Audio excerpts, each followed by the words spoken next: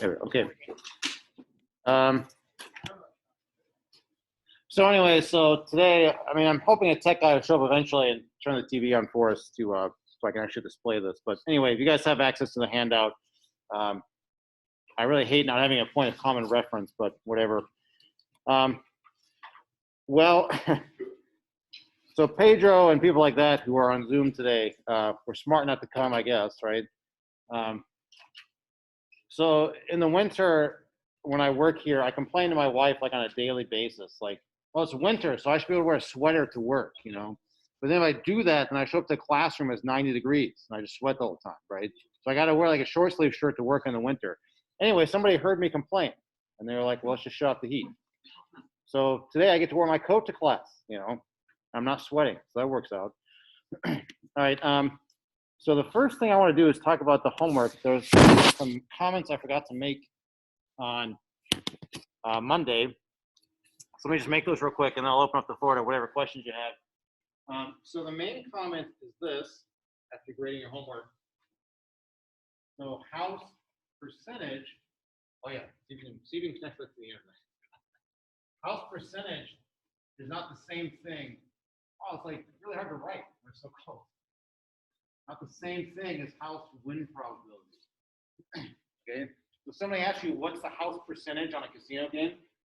They're not asking what the win probability is, although the percentage does depend on the win probability, okay? But the house percentage, it's calculated using the house win probability, but also depends on the payout structure, okay? So for example, one of the homework questions was this Sic Bo, this Chinese dice game. I don't know if you can still play this in like Chinese, whatever they call it, casinos, you know, but so nobody plays this over here, but this was popular in China in the old days. Anyway, the question on this one was, what's the house percentage? And many of you correctly pointed out the house win probability. It was like 51% or something, or 52%. You know, it was barely in their favor in terms of win probability, right? Y'all remember this problem? Okay, so then I would say the majority of you stopped. You were like, look, here's the house percentage. I mean, it is a percentage, right? But the problem then wants you to go a step further. So the house percentage, recall, house percentage is, oh, nice. All right, thank you, Ben. All right. Well, I guess I don't need it just yet, but anyway. Nice. Okay, so anyway, house percentage means for every dollar bet, what percentage does the casino keep, right? So for every $10 bet, if the casino keeps $1, that's a 10% house percentage, right? So anyway, if you present this as your answer, you're saying for every dollar bet, the casino keeps 51 cents. And I don't know, maybe they wish, right? But that's like a lot, right? So to actually answer the question though, you have to now think about expected payout or expected profit, whichever one you want to do. So with Sic Bo, from the casino's perspective, they are either giving you $0 back, right? Because payout means how much they hand back to you. So they're either handing you $0 back, in which case they're pocketing money, that's good for them, or if you stake M dollars, they're paying you 2M back, right? So you pay them 10 bucks, they give you 20 bucks back. These are the options from the casino's perspective once they've pocketed your initial stake. You okay with that? So then, now you slot in the probabilities, and again, I don't remember exactly what they were, but the casino wins like 51% of the time, so they lose 49% of the time. So you do the expected payout, and you get like 2 times 0.49 times however much you stake. And some of you in office hours we discussed, this computation doesn't care how much you stake. So if you really want like $1 right there, you can just put a 1 there if you want, right? You're okay with that? So I mean, I can leave it in there just to emphasize it doesn't matter. So anyway, you do this computation, and this is like, you know, something like 0.98 M. So from the casino's perspective, what happens is you give them M dollars, and then on average, they give you 0.98 times M back, right? So they're just pocketing 2% of what you give them, on average in the long run, right? So that's the house percentage. So the house percentage on this game, again, this is almost right, but these aren't exactly the right numbers, I forget. But 2% was basically the right answer for that question. So just keep that in mind, right? The house percentage comes from the win probability combined with the payout structure. So from the casino's perspective, it's a more useful number. So the win probability on its own doesn't really tell you anything actually until you take the payout structure into account, right? Because what if this were a 10M or a 30M or something, right? Then the fact that casino wins more often than they lose, that's now irrelevant or something, right? Like they're going to lose money on that, you know. Okay, so any questions or comments on that? So for those of you who want credit back on that problem, this is what you would do. So recall, you can correct any problem you lost points on. You throw it into that turn-in link at the top. A few of you have done that and have gotten credit back. Before the test, yeah. Which is in like a week and a half or something. We still have plenty of time. Maybe 2 weeks. The other thing I wanted to point out real quick is that when you're explaining whether you would play something or not. So there was one homework question that was like, you know, if it's up to you,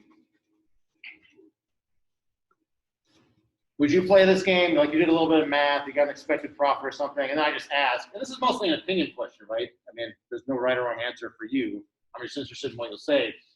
But one thing that you can't do here, if somebody asks you, would you play this game?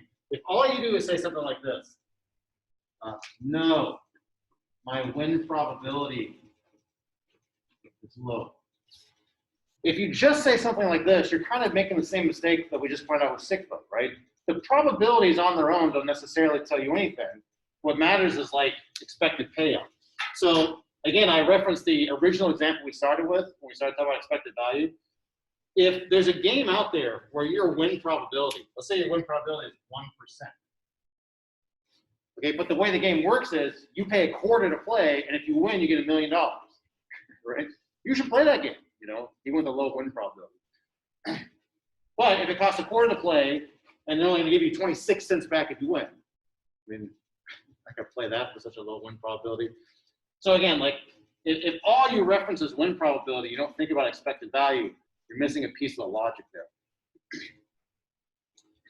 Okay, so I think that were all my comments from the homework. Is that okay with that? Okay, are there any questions over stuff we did on Monday or I guess Wednesday because we didn't meet on Friday? Anything bothering you from before today?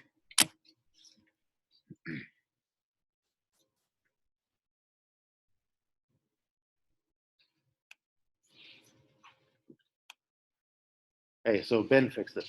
I think. Let me try it right now while you're here. Yeah, before it kept telling me it couldn't connect to the internet or something. Yeah, so there's a built-in Apple TV actually in the LG that we're not going to be using because the way that our internet is configured, we can't actually connect it to the internet. Okay, that's fine. So it's set up the same as before, basically. The only difference being that now the TV is better and has sound. Okay. Hey, thanks. Sorry to make you come out of the cold.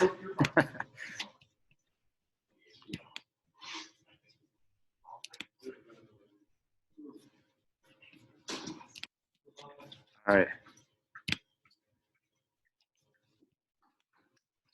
So you can't actually watch Netflix on there, right? Even though it pretends like you can. I mean, there's probably a password, so Yeah. you probably watch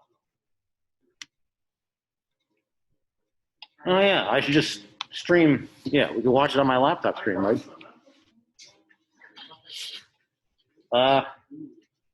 I guess what I should really ask is, do you guys want to spend 45 minutes choosing what we're going to watch on Netflix, right? That'd be the real experience. That'd be something I gamble. That's true. We watched 21. Yeah. The wife and I finished Queen's Gambit, so now there's nothing left to watch. Amazing TV show. Queen's Yeah, it's Gambit pretty is good. just amazing. Okay, so now let's move on to section 3.2. This is a shorter section than 3.1, and I guess I should say generally students have much less trouble with this. This homework over this, though, is not due till the following Wednesday, right? So if you're having any trouble with section 3.1, make sure you talk to me before Friday. So I have office hours tomorrow, things like that. Okay, so this is a cute little problem. And again, just like with 3.1, it's not like this problem on its own is super important or something, right? Even though it's of use. The real idea is like to give you a general framework to think about problems like this as a way of introducing a particular tool or technique. And in this case, the technique we care about is writing a random variable as a sum of other ones. And it's really hard to overstate the importance of this. In particular, this idea of writing a random variable as a sum of other ones is completely necessary for what's called the central limit theorem, which most of statistics runs on. Okay? So this is like an introduction to that idea through this famous problem of collecting coupons. Okay, so again, like just think, like nobody cares about birthdays per se, right? But birthday problems are a general framework for thinking about problems like that. Same thing here, coupon collector's problem gives you a general framework. Okay, so here's like the classic example of a coupon collector problem. So you know, you're like, you own a potato chip company or whatever, and you're running a promotion. And the way the promotion works is like you put little tokens or something inside every single product, right? There's maybe like 10 different ones, 15 different ones, whatever. And if a customer manages to collect all 10, all 20 tokens, whatever, they get a prize. So that's what this is, right? So in order to promote these, these American chips, right? Quintessentially American chips, they create 10 different little tokens. They put them in each bag. And if you can collect all 10, you get a prize. Yes, we have to make some assumption here, though. The tokens are all equal in weight. So I don't know if you guys ever played the Monopoly McDonald's thing. Anybody ever play that? That's too old now. Anyway, so with that thing, it was like you could get little Monopoly tokens for every slot on the Monopoly board through McDonald's, but like Boardwalk was super, super rare. But not Boardwalk wasn't rare. All the other ones, right? Whatever. So that's kind of like a coupon collecting problem, but the coupons are of different weight, different probabilities. So this is not that. This is sort of like the base case of assuming all tokens are you're equally likely to get any of them. Okay, so here's the question we're going to answer today. If you're going to try to collect all 10 tokens, how many bags of chips should you expect to buy on average, right? So again, maybe you're super lucky. Maybe you go to the store right now, buy 10 bags, and they all have 10 different tokens, right? You know, that could happen. Or you go to the store today and you buy like 2,000 different bags, and you manage to miss one or two of the tokens or whatever, right? You know, so the question is just on balance, how does that average out? So you need an expected value notion here. And I should point out, one possible way you could approach this is like this. So an expected value is outcome times probability, right? Outcome times probability, outcome times probability, outcome times probability, so on, right? So you could think about calculating these probabilities here. And by the way, why is there no 9 right here? No 8 right here, no 7? Why does it start at 10? Yeah, so you're not going to get it in 8 bags, right? So you can put those there if you want to, but those probabilities are 0, right? Anyway, so it could take you, say, 12 bags. Here's the probability of it taking 12 bags. Could take 30 million bags, so the probability of 30 million bags is out there somewhere, right? Right, this ... goes on forever, right? You know, if you're super unlucky, it might take you billions of bags to collect all 10, right? Did I say that? So one way you could approach this problem is to try to like directly calculate each of these probabilities. Be like, okay, probability it takes me 11 bags to get all 10. Probability 12 bags to get all 10. But I don't know. That seems pretty hard to me. Does that seem hard to you? I mean, I don't know. You people might be better at this than I am, right? So maybe it's obvious to you how to calculate this, but that's not obvious to me at all, right? Somebody just says to you, what's the probability you get your 10 and 17 bags, but not 16, right? Got to take precisely the 17th bag. That seems pretty hard. So we're not going to do that. We're going to take an alternative approach using the technique that we care about for today, writing a random variable as a sum of other ones. So before we do that, though, I need to make sure we understand what that is. So let's take a slight little detour here away from the coupon collectors problem to think about these couple of examples here. So let me give you the framework here. So if X and Y are random variables, you can add them together. So remember what a random variable is. It's just like representing a set of outcomes that could happen for an experiment, right? So this capital X could represent rolling a 20-sided die and seeing what you get, right? So its values are 1 through 20. And then Y could be rolling a 3-sided die, whatever, right? And its values are 1 through 3. So if you have any two random variables that are numeric, you know, you can add them together to get another random variable Z. And so if you want to know, like, what are the possible values of Z, It's just all possible values of x plus all possible values of y. Which makes sense, I think, right? So you get another variable whose possible values are just the sums of the previous possible values. So if that seems abstract to you, let's just look at a couple of examples here. So let's let x represent the value of rolling a single six-sided die. So describe to me Z1. What are the possible values of Z1? Or what does Z1 represent do with? However you want to answer it. What do you think?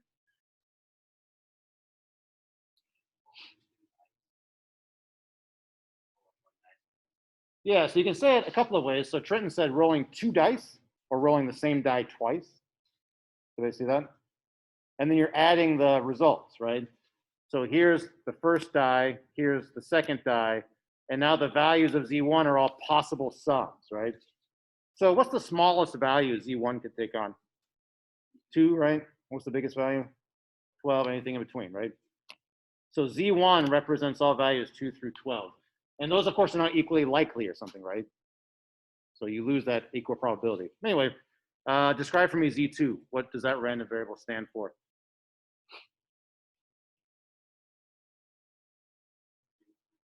Yeah, rolling 3 dice, right? Or rolling the same die 3 times, right? So what are the possible values of Z2? What's the smallest value? 3, right? What's the biggest value? 18, right? So again, like this here, this tiny little equation, there's a lot of English packed in there, right? You could just say, well, let Z1 be the random variable that represents rolling 1 die and then rolling a second die and taking the sum, right? You can write all that out. Or you could just do this. So you just compactify that down. So that's the idea of a sum of random variables. So Z2 and Z1 are their own random variables now. Let's just do one more. X represents the value of rolling a 6-sided die. Y represents,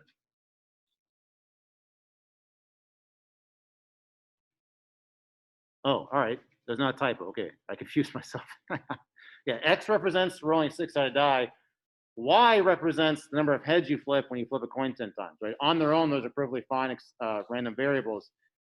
So describe to me this. What are its values?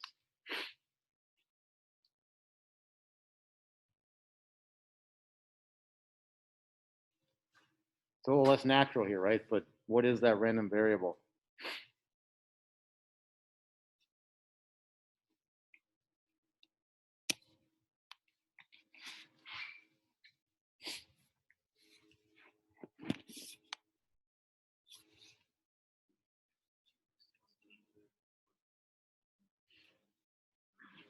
Yeah, you're exactly right. So it's a little odd, but you can just imagine doing 2 separate experiments, right? Rolling your die, flipping your coin, right?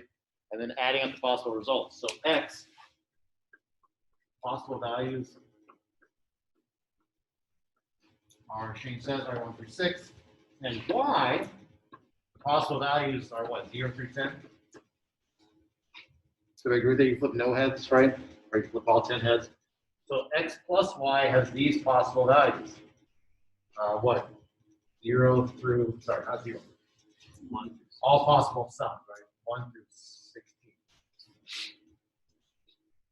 All right, so it's a little weird, but again, you could do that. If you have any 2 random variables going, you can add them together to get a new random variable with the sum of all values there. And again, these things are not equiprobable, right? So the 16, that's pretty hard to get, right? Because you'd have to roll a 6 and also roll 10 heads, right? Not particularly likely. But like a 6 somewhere in here, right? That could be like rolling a 1 and then rolling 5 heads. That's more likely. So anyway, that's the sum. That's the idea of a sum of random variables. So is that okay? You feel comfortable with that notion? Okay, so basically that's all the section runs on today. So here's a theorem that we could call Jarrett's theorem, because he articulated this like a week ago. But it says this: if X is the sum of other random variables, and you want to know about X's expected value, this is saying expected value is linear. You can just split it over the sum. If you want to know about the expected value of X, so an average value of X, you can figure out the average values of the individual Y's and add them up. So this equation is actually, we'll see how useful it is in a second. It doesn't seem useful at first, but what it's saying is, like, suppose this X is like really complicated, you know, but maybe these individual Y's aren't that complicated. If you can understand the individual Y's, then maybe you can understand capital X, right? So if you want like an average value for X, if these averages aren't so bad to get, you can then for free add them up and you're done.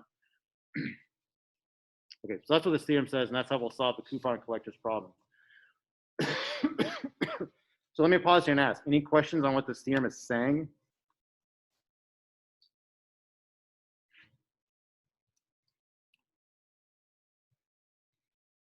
Maybe let's use it back up here. So if X, that's the value of rolling a single-sided die, right? So if you roll a single-sided die, what's the average value? What is it, sorry? 3.5, right? 1, 2, 3, 4, 5, 6 are all equally probable, right? So you just take a literal average to get 3.5, right? So then somebody could ask you, oh, well, what if you roll 2 dice and add their sum? What's the average value now? This theorem says you're allowed to just take that 3.5 and add it to itself. Did I see that? So the expected value of this Z1 is just 3.5 plus 3.5. So the average roll, when you roll 2 dice and record a sum, that average roll is 7. You get that from this theorem. If you roll 3 dice and record the sum, the average roll would then be like a 10.5, right? You can just crank it out from this theorem. So this Z2, right, is a more complicated thing than X. But since you broke Z2 down into X's, you understand the average value of Z2 sort of for free by this theorem. Let me pause there and ask, is that okay, for example? Okay, now let's go back to coupon collecting. So now let's let yi be this individual random variable that's defined like this. It's the number of bags of chips needed to go from I minus 1 to I different tokens. So random variable yi assumes you've collected I minus 1 tokens, right? So you've got 4 of them, right? Now you gotta think about moving to the 5th one. Or you have 8 and now you wanna move on to the 9th one, so on. So let's think, y sub 0. What does y sub 0 represent? Or sorry, y sub 1, I guess, is the minimum, right? So what does y sub 1 represent?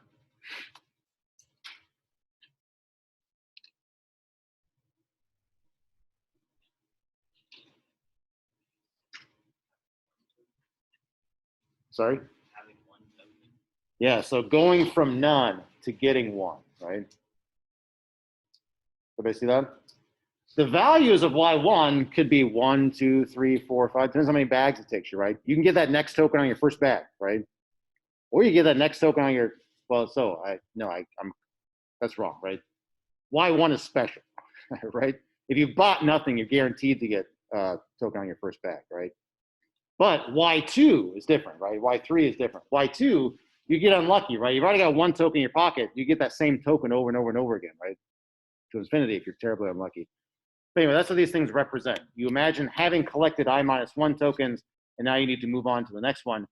So let me just point out here, the overall process, the number of bags it takes you, can be written as a sum like this, right?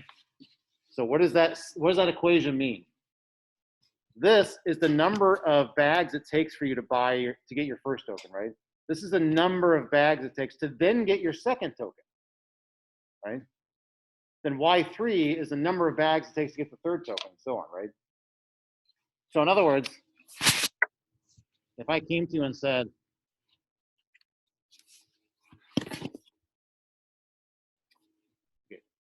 so if I came to you and said, well, you know, I got my first bag, and so then I got my first token, right? So here's my first token. I got that here, right? But then, oh man, I got unlucky. First token again on the next bag, right? Then my next bag, got unlucky, you know? But then on my next bag, I picked up my second one, right? Did I see that? And then, on this next bag, I got like, maybe I got a duplicate of one of these two, right? Now you have options or whatever, right? Ooh, unlucky, right? But then, oh, this guy, I got my next one, right? So here, this is like Y1 or something, right? Like a base case or something. Well, I guess Y1 technically is just this first one, right? I went from 0 to 1 right there, right? But then it took me 2 more tries to get Y2. Here's where Y2 comes online, and here's where Y3 comes online. So in the end, right, how many bags do you have to buy? Well, you got to buy this many bags, then this many bags, then this many bags, and so on, right? That's what that equation is communicating. Like here's the move from y1 to y2. There's a move from y2 to y3. So in this case, y2 took on value 2. Took you then 2 bags to get to your next token.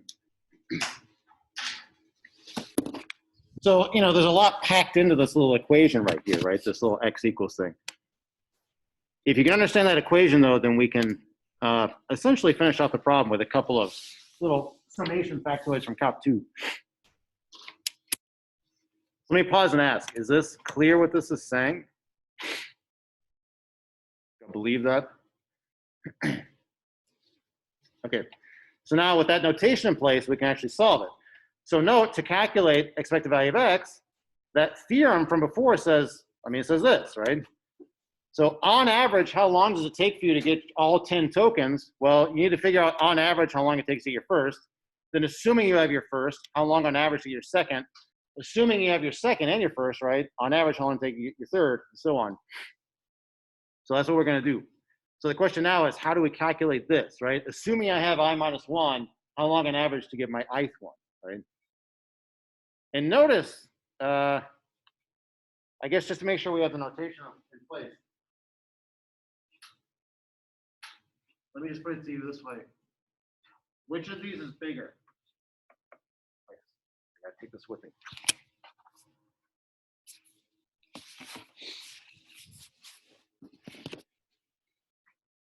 So here's one average. Here's another one.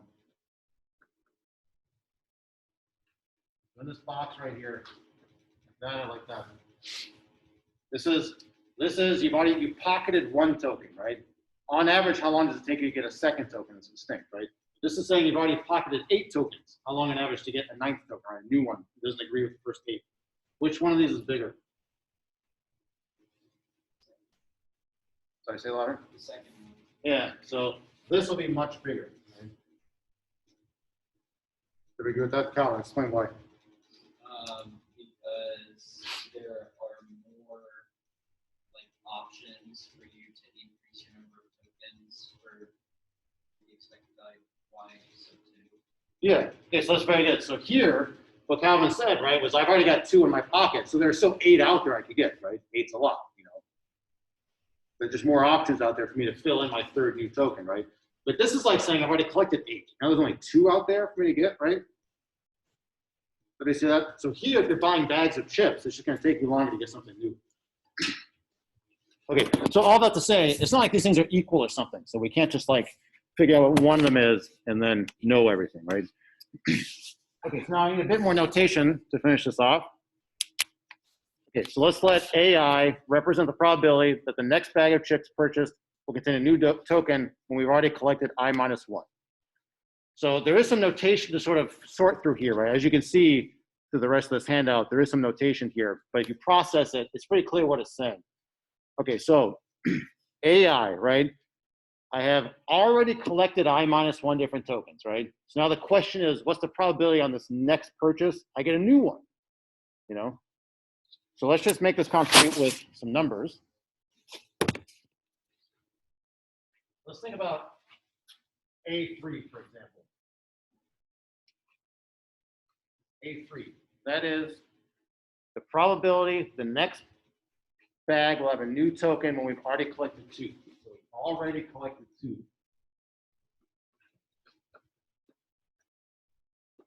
I go to make my purchase, right? What's the probability I get another new token, right? So I don't get redundancy. Sorry, and I'm back in this. I want 10 tokens. I've already collected 2. There are 10 of them out there. What's the probability on my next purchase I get something new?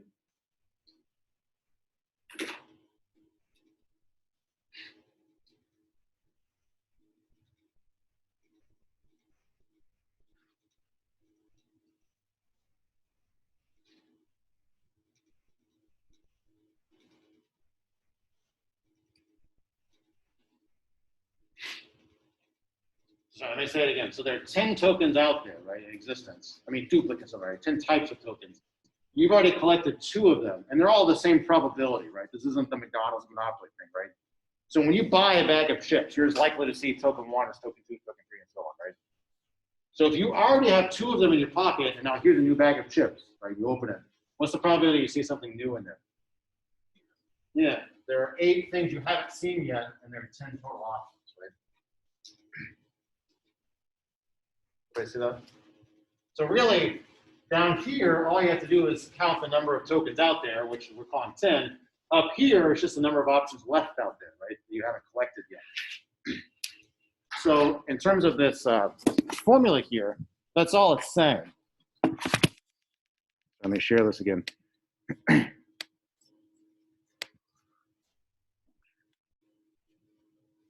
Okay, so here, right, AI, notice in the bottom, it's just the number of types of tokens there are, and then up top, you take the number of types and take out the ones you've already collected, right? That's the number of new things you could still collect. So that's where that formula comes from.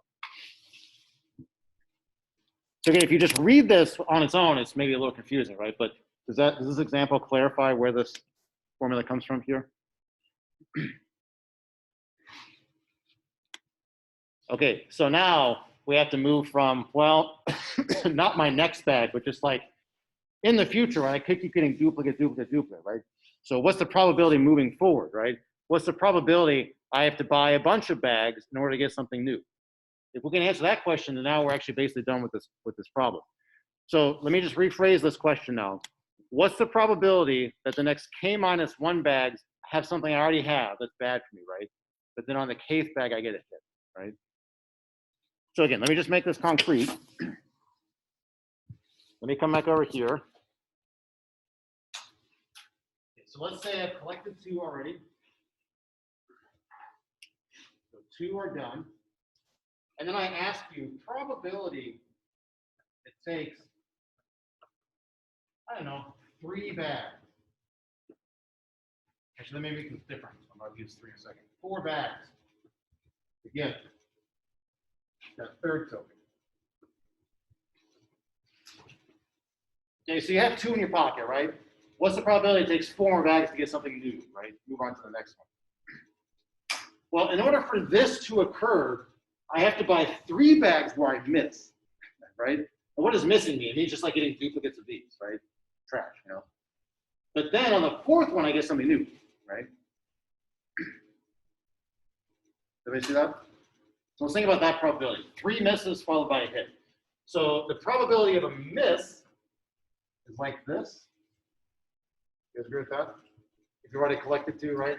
So you got to miss, you've got to miss, you've got to miss, got to hit. They're like the 4 probabilities as you go, right? Now we're going to return to this later in the course, but for now, I think you all can believe this. The overall probability here, you just multiply as you go. Probability of miss and miss and miss and hit, you can just multiply those along.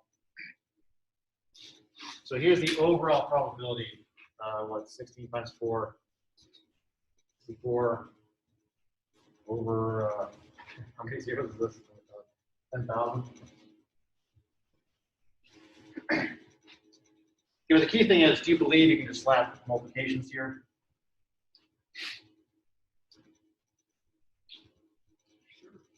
Okay. I mean, again, you could like form one big fraction here and do a staging thing, right?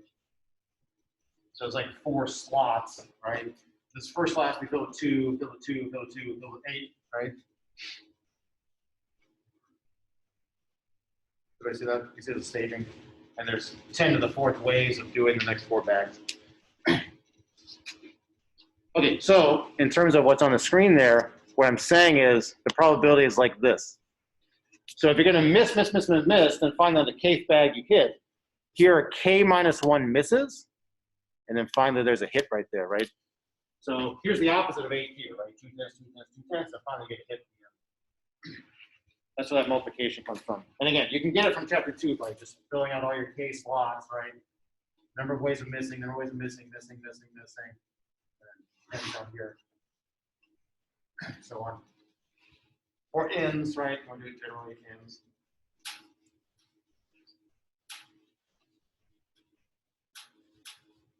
So at this point, we can almost be finished here. I think this is the last bit of subtlety before we kick it out to Calc 2. We'll be done with it. So again, there's a lot of notation here, but in English, you're saying this. This right here is saying, I've already collected I minus one of them. Now, what's the probability it takes me K bags to get my next one, right? So all that English is packed in there. I've already collected I minus one.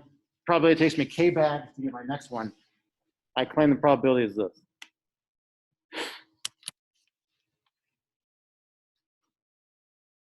Okay. So at this point, we're almost done exploiting this addition of random variables. So if you understand this now, we can finish this off. So let me pause and ask. Can everybody see the English translation of that? See why it's true? The logic that I had on the board and erased.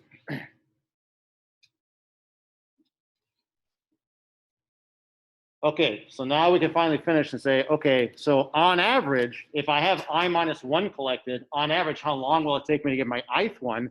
Now I can do my expected value. So it might take me one bag, and if I immediately get a hit, that's AI right there, right? Or it could take me 2 bags, but what would 2 bags require? It would require a miss and then a hit on the second one, right? Or it could take me 3 bags. There's my 3. That requires, whoop. What's bad about what I wrote here? Yeah, right. So in my code, I swapped the word parenthesis and the squared out, right? The squared should be outside, right? So 2 misses, then a hit. And then I'd have a 4, 1 minus a quantity cubed, AI, right? So basically, I'm just slotting in K values in this formula here over and over and over again. So it could take you billions of bags to get the next hit, right? But of course, as you keep moving down the line here, these quantities that look like this just keep getting smaller and smaller and smaller. And there are AIs everywhere, right? So I can just pull out an AI, and then here's what you get if you condense everything down. So again, expected value is like outcome probability, outcome probability, outcome probability. So here's an outcome of 2 bags, outcome of 3 bags, 4 bags, so on. Outcome of I bags, right? There's all the misses it would take to get you to I bags, and you get your single hit at the end. Okay, so any questions on this formula here before we finish it off?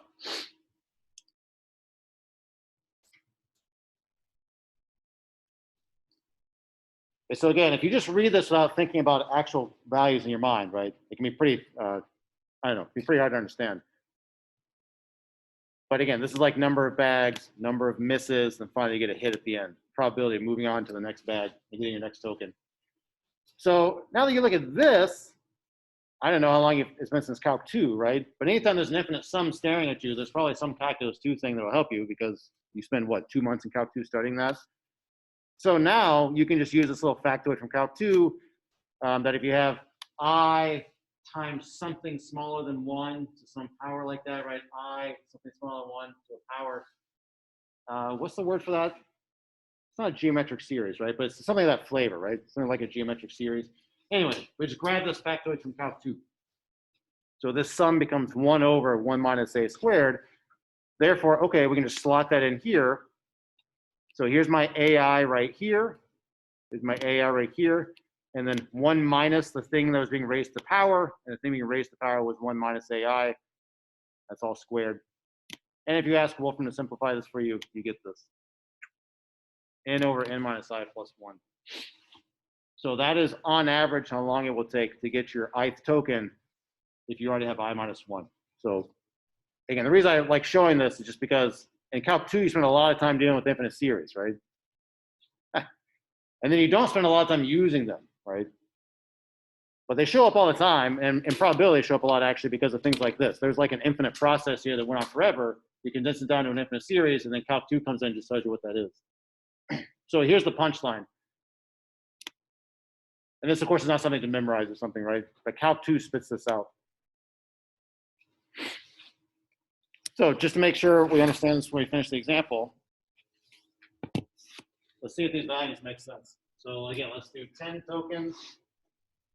Let's think about expected value y2. So this is saying I have one thing pocketed. On average, how long will it take me to get my second thing? And this formula says it takes, on average, n over n minus I plus 1. Oops. Like that. Oh, I had it right the first time. That.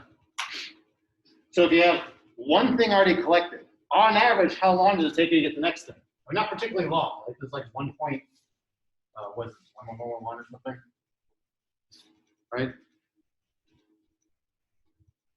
So this number is fairly small. It's basically saying on your next bag, more or less, right? Your next bag plus a little bit. Does that make sense?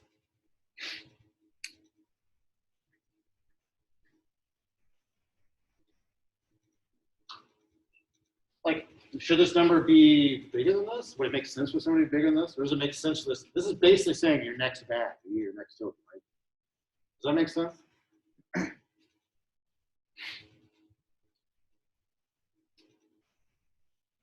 Yeah, you've only collected one, right? So how could you miss on your next bag? You'd have to get that same one, right? And then the same one, right? So basically on your next bag, you should get something new, right? If you only collected one. However, what if you've collected 8 of them? And now you want the 9th one. See what the formula spits out for that. N over n minus I plus 1. This is what? 10/3? It's way bigger, right? It's not huge, but it makes sense for it to be way bigger because you've already collected so much, right? It's going to take you longer on average to get that 9th one. So that formula tells you what I think it's supposed to tell you, right? These numbers should be going up, right? Corresponding to the fact you've collected more, so it's hard to get another hit. Okay, so in the end now, expected value of x, that's just the sum of these things, right?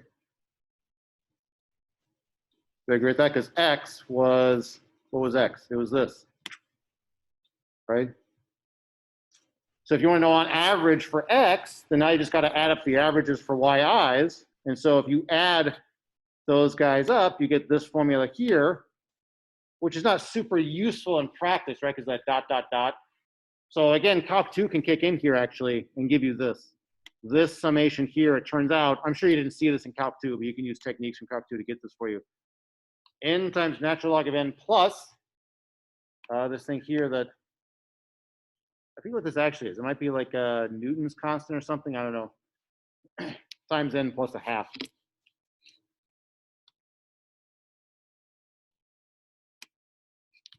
Okay, so I want to finish our example and have you guys try some homework questions before we go. But if you zoom out here, like what's the takeaway from all this? You, of course, yourselves don't have to be able to reproduce this analysis on your own or something, right? So you don't want to like memorize these steps. What you should take away from this was this variable x, that was hard to understand, right? So I broke it down into smaller pieces. So don't focus on the overall process. Think about going from 1 token to 2, and then from 2 to 3, and 3 to 4, and so on, right? If you can understand each of those little steps, you can create a new random variable that's a sum, right? Then you can do each little individual step. That's what you should take away from this. And in the end, by doing that, and with some Calc 2 all up in your face, which everybody likes, right? We can get an answer. Because we broke one big thing into a bunch of smaller things. So that's the power of taking a random variable and breaking it into smaller pieces, which the central limit theorem runs on when we get to it. Okay, so let's just finish the example. The example was 10 different tokens, right? So now, once you identify that something is a coupon collector's problem, and you know how many tokens there are, you just use this last little formula. Just like with the birthday problem, we have a formula for it, right? Once you recognize something as a birthday problem, you use the formula. So that original Lay's potato chip problem was a coupon collector problem with n equals 10. So somebody asks you, well, on average, how many bags do you have to buy to collect all 10? You just go straight to this little formula. You do 10. Natural log of 10. 0.577. 22 times 10. What's a half? I don't remember what this is. Somebody can tell us.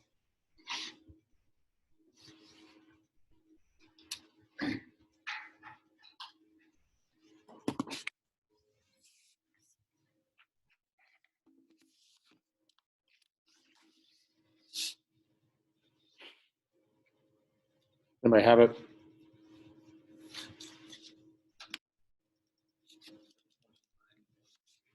Yeah, okay. 29.2. So on average, it's going to take you about 29 bags to collect all 10. So again, it's worth pointing out, again, this is not one of those like McDonald's Monopoly things. Because if you want to collect all the pieces on the board for that, if they're super, super rare tokens, this analysis, of course, doesn't translate, right? So you should expect to spend way longer for something like that. Okay, Professor, so now, Professor, go ahead. there's actually a video that I remember watching that calculated how much one would have to spend roughly in order to, in terms of probability, in order to get the boardwalk, like the $1 million prize thing. Right, yeah. So Zach is saying that he watched something about the Monopoly thing. And I'll send the link to you. Yeah, so there's some pretty cute math involved in that. So you can ask if I'm gonna, well, I can't minimize it. If I'm gonna play that McDonald's Monopoly thing, right? How much do I have to spend to get all tokens on average, right? And of course, you have to spend more than the prize amount, right? On average, right? They set it up that way. Okay. Now in the homework for this section, there are basically two kinds of. Whoop. Oh, this is the wrong homework. There are basically two kinds of questions. That's where February 12th. Okay. So there are questions like this where it's clearly a coupon collector's problem, and I expect you to recognize it as such and use that formula. Then, and some practice with sums of random variables, but then there are questions like this. This problem number 4, I don't want you to solve it, even if you can. I'm just asking, is this a coupon collector's problem or not? So is this within the conceptual framework of this formula, right? So those are the two main types of questions. And if you're worried about like on an exam, what do I have to be able to do? Again, I don't care that you memorize the Calc 2 stuff, right? I just show that because it's nice. It's nice to use a Calc 2. These are the kinds of things you should be able to do like for an exam or something. If something's a coupon collector's problem, you tell me the answer. If a problem is kind of in the ballpark, you should be able to explain to me if it is or not and explain why not. Oh, so sorry, I wasn't sharing. So for those of you doing, those are just the two different kinds, right? Number 1 is a coupon collector's problem, and number 4, you have to explain to me whether it is or not. So before we go today, try number 1 and try number 4. And if you have time, you can do number 2.